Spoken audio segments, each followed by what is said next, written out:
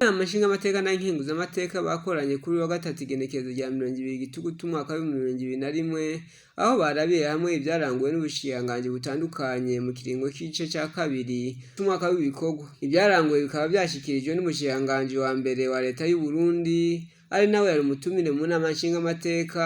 Yagarutse ku byaranze mu ncamake ico gice cy'ibikorwa. Ubushikiranganji bukaba bwateye intambwe y'ibice 7% uravye ibyaranguwe mu gice ca mbere naho hari byabagoye. Yarakozwe hisuzwe uburyo na cyane cyane buvuye indani mu gihugu nk'uko mubibona muri igice intego y'ikiga cya leta. Hanyuma hambavu y'izo action zitanu zo muri governance hari ibindi bikorwa 290 bise action concrete, ibikorwa bigaragara wandika mu mpapuro ukabikora, hari ugiye kurubuga ukabikorako 290 byari prevu muri iyo plan d'action kandi byakoretswe. Rero byarakoretse neza ku buryo tubona yuko tugereranije n'ibyo twari twiteze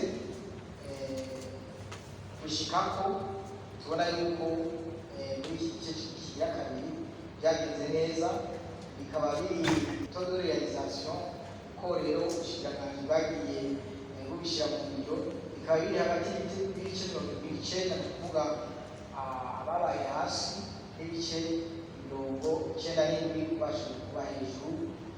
Bikaba muri rusange byerekana ko leta yashyize mu ngiro ku bice 88 tugereranije ibyo twashoboye gushikako mu gice ca mbere cy'umwaka premier semestre.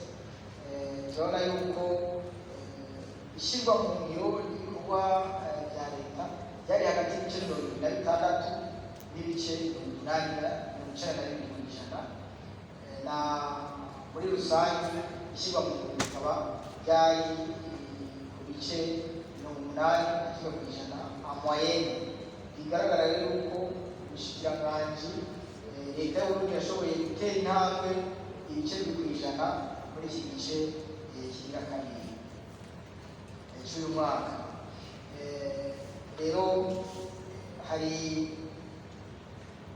ibyatugoye gushyirwa mu ngiro y'umugambi wa leta, imigambi ya leta muri iki gice kigira kabiri cy'uyu mwaka, na cyane cyane ibijanye n'ubudasa hagati ibikorwa bitegekanijwe n'ingene uburyo nabwo kubikora bwagiye burabonekana, kuko uburyo aba yategekanije ntibwashoboye kubonekana.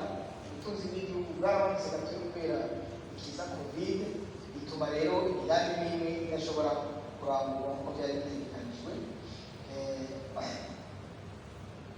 Hariho kandi ibikorwa bitashoboye guherahezwa ikiringo byari bitegekanijwe ko byaciye bishyirwa mu nteguro y'umwaka wa 2021-2022.